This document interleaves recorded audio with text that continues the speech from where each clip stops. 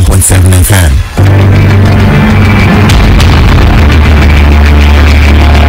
Here are the top stories of the news. Immigration moves to prevent escape of Abdul Rashid Maina from the country. Nigerian army continues clearance operations against Boko Haram remnants. On the foreign scene, 2 explosions rock Somalia's capital Mogadishu. Good evening and welcome to the news at 6 on Rave 91.7 FM. My name is Stella. Bolanrinwa. Now the news in detail.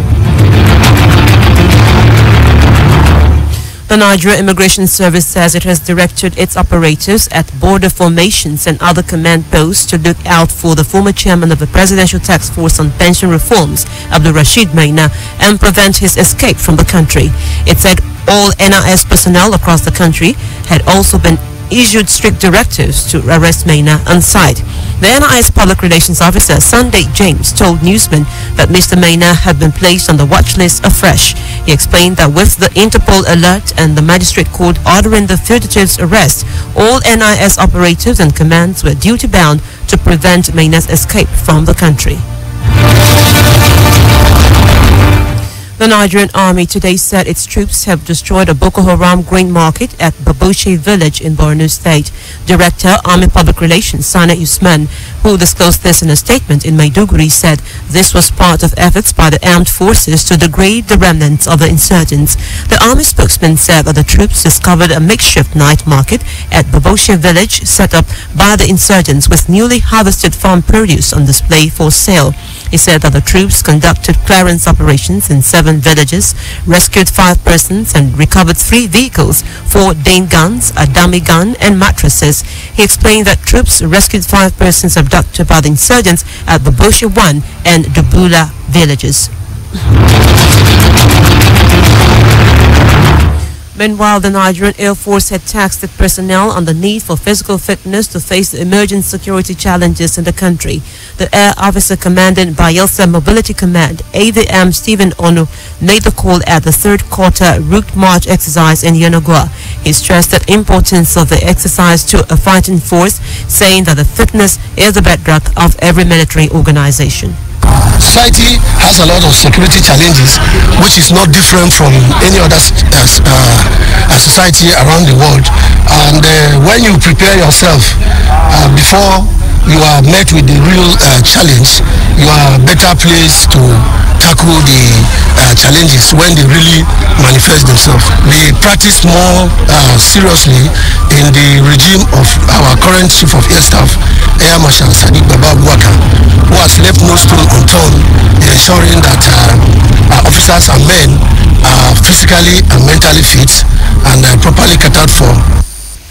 Air Vice Marshal Onu urged all the personnel to engage in regular moderate exercise of about 30 minutes for at least 3 days in a week to boost their health status.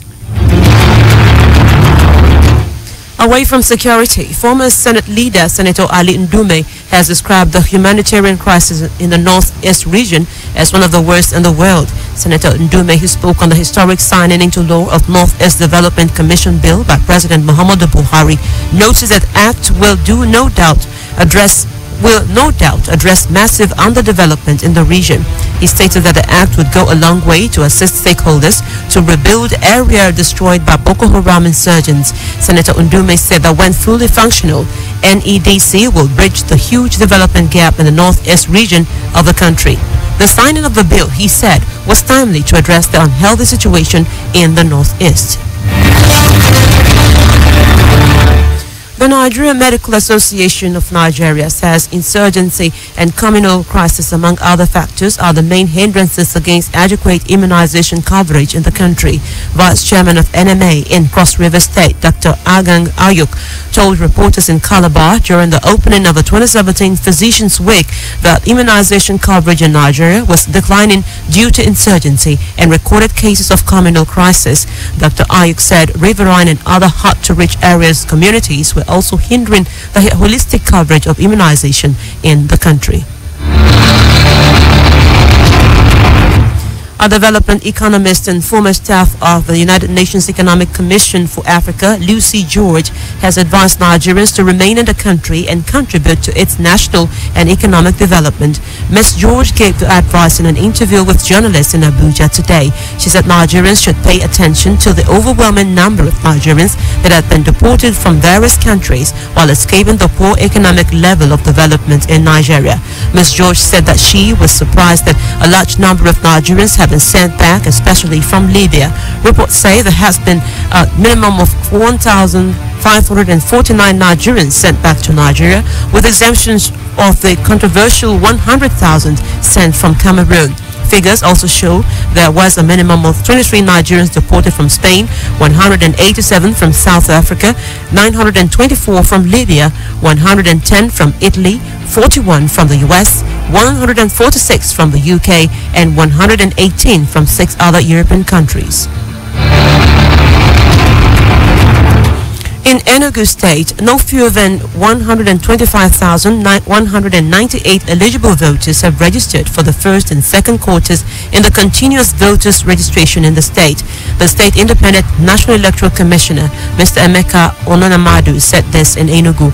According to him, 56,562 eligible persons registered in the second quarter of the CVR that ended in September 19 in the state. He also said 68,672 registered in the first quarter, thus the difference of 12,110 in between the two quarters, indicating a downward trend in fresh eligible voters registration. The commissioner announced that the third quarter registration would begin on Monday and would run for 3 months. The remains of a former Chief of Army Staff between 1999 and 2001, late General Victor Malu, were committed to Mother Earth this afternoon in his country home, Tungov. The late general died on October 9 in Cairo, Egypt, after a protracted illness. Governor Samuel Otom of Benue promised, after due consultation with the State House of Assembly, that the late general would be immortalized by the state. The governor described him as a professional soldier, a great man who had done much to impact the lives of the Tiv people and the state in general. Meanwhile, the fifth Tortiv, Professor James Ayatse, has called on the federal government to compensate the people of Zakibiam in Katsinala local government area of the state for the 2001 military invasion that witnessed many killings. Professor Ayatse made the request at his palace in Boko while receiving the corpse of a former Chief of Army Staff, retired Lieutenant General Victor Malu. The monarch expressed regrets that the destruction of the village affected the late general's country home, stressing that the compensation would be in his honor. The late Malu served as Nigeria's Chief of Army Staff between 1999 to 2001 and had held several positions, including Economic Chief in Liberia. On the foreign scene, the Somali capital has been rocked by 2 explosions in quick succession just 2 weeks after a huge bomb killed more than 350 people. The first explosion was reportedly caused by a car bomb driven into a hotel, while the second blast took place shortly afterwards near the former Parliament House. Major Abdullahi Aden said militants had stormed the hotel after the blast. There is no word on casualties yet. Mogadishu is still coming to terms with the bombing 2 weeks ago, which left at least 358 dead and another 56 still missing. No one has yet claimed responsibility for the October 14 attack, which the government says was carried out by the Al-Shabaab militant group. The Al-Qaeda-linked group has, however, denied it was behind the bombing. In the meantime, United States Defense Secretary James Mattis had said during a visit to South Korea that the threat of nuclear attack from North Korea is increasing. Mr. Mattis warned it would face a massive military response if it used nuclear weapons. He said North Korea engaged in outlaw behavior and said U.S.-South Korean security collaboration had taken on new urgency. Phil, I cannot imagine, in light of Kim's expanded outlaw activities that the world's experienced, observed over this last year or two, I cannot imagine a condition under which the United States would accept North Korea as a nuclear power. We must recognize the reality that this is a regime, a Kim regime north of the DMZ that threatens peace and stability and certainly directly against the people of the ROK. So our combined effort is to deter that sort of threat. Meanwhile, North Korea released a South Korean fishing boat which it said had been found in North Korean waters illegally. South Korean officials said the crew of 10 were released yesterday evening. It comes at a time of heightened tension in the region, with both sides running a series of military exercises. In Spain, sacked Catalan leader Charles Puigdemont has called for democratic opposition to direct rule from Madrid. He condemned the suspension of Catalonia's autonomy and promised to continue to work to build a free country. He made the call in a pre-recorded television address to Catalans, which was broadcast this afternoon. The Spanish government has stripped Catalonia of its autonomy and taken charge of its government. An official state bulletin handed control of Catalonia to Spain's Deputy Prime Minister Sarayad Dan Santa Maria. The measures came in the early hours of today after the Catalan parliament voted to declare independence the previous day. Earlier, Spain's Interior Ministry took charge of Catalonia's police after firing senior Catalan police officials. Demonstrations for and against independence went on into the night, and a large rally for the unity of Spain and the Constitution was held in Madrid today.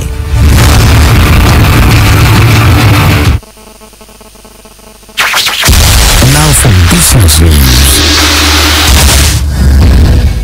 In business, the federal government has said that its plan to generate 20,000 megawatts of electricity over the next 4 years is on course. The Minister of State for Power, Mustafa Shehouri, gave the assurance in Fantua, Katsina State, when he inaugurated a 132-33 kV transformer that would boost power supply to local governments in Katsina South by 200%.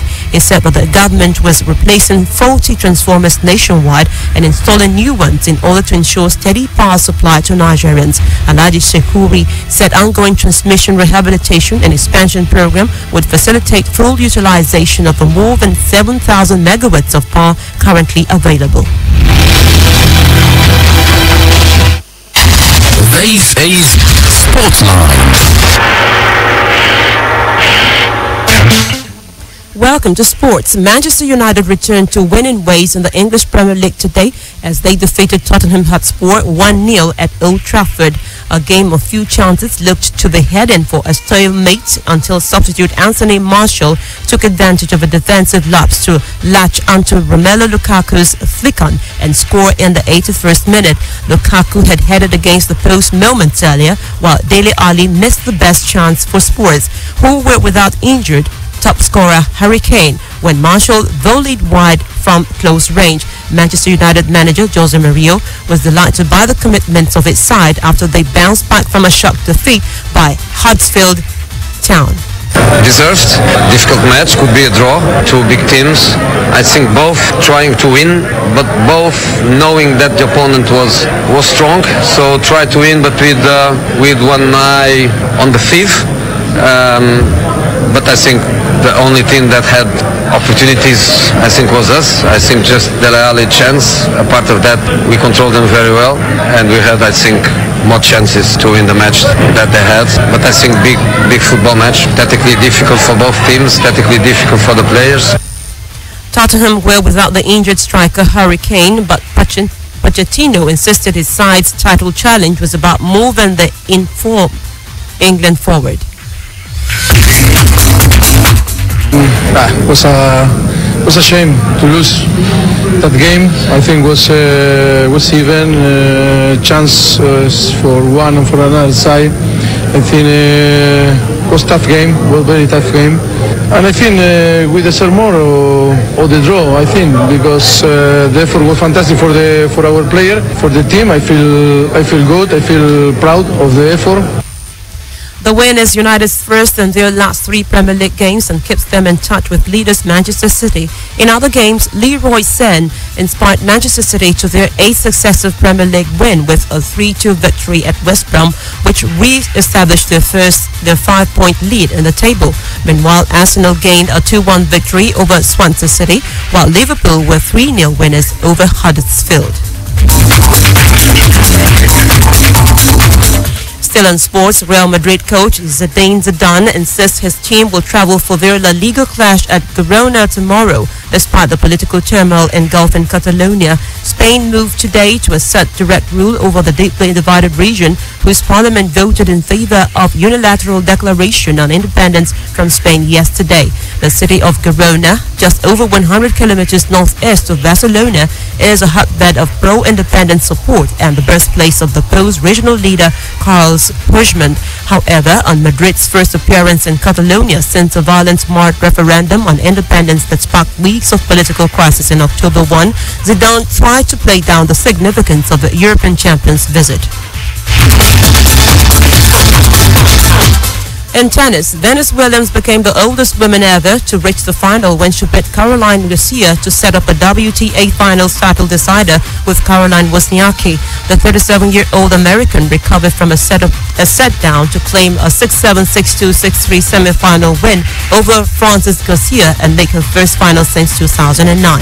I know that, someone has to win, someone has to lose. It could have been me, so I was lucky to finish. It was that I played better every match. So experience or no experience, that doesn't matter. It's the better player who wins and the one who's the luckiest, and that was me.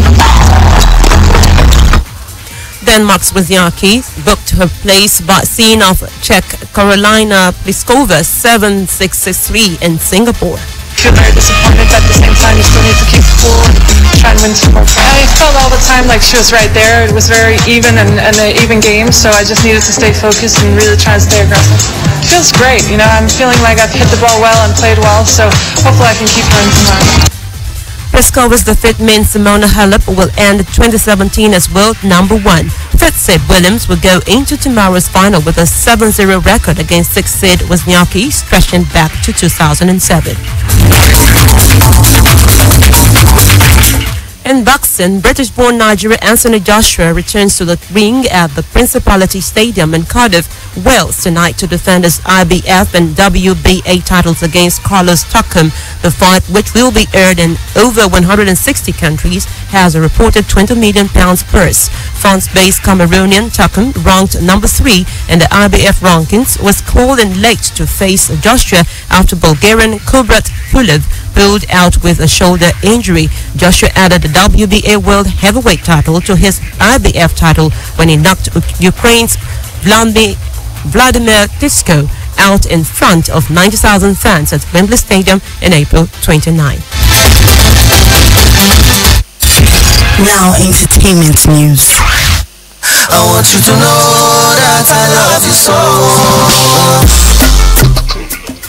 On entertainment, Nigerian singer Yaya Bok has revealed that his being single is intentional. The Kukere singer, who disclosed the reasons for his being unmarried at age 31 during a recent interview with journalists, emphasized that even without his fame from music, he remains his fans' delight. Yaya has been linked to Ghanaian actress Yvonne Nelson and Freda Francis over the last few years, but both relationships ended badly.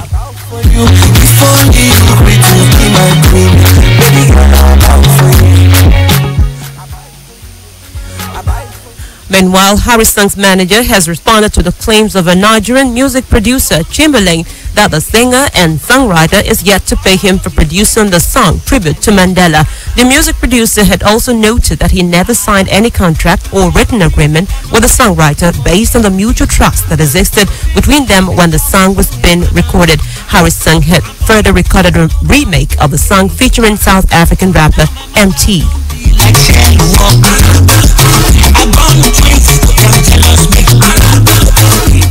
Harry Sung, who was formerly signed to 5-Star Music alongside KC and Skibby, had quit the record company over a rift with the management of the label.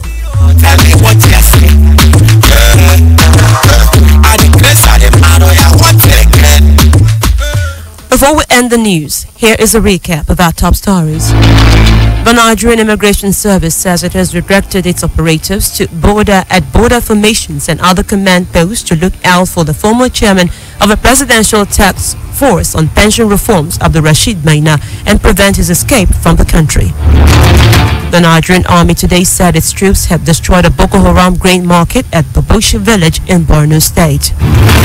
And on the foreign scene, we brought you a report that the Somali capital has been rocked by 2 explosions in quick succession just 2 weeks after a huge bomb killed more than 350 people. And just before we go, did you know Nigeria is the world's 12th largest crude oil producer and the 8th largest exporter, producing an average of 2,525,000 barrels daily? And that ends the news at 6 on Rave 91.7 FM. News was edited by Olalekan Akindoju. You can visit our website on ravefmng.com to listen to us live and interact with us. I am Stella Bolanrinwa. Thank you for your time.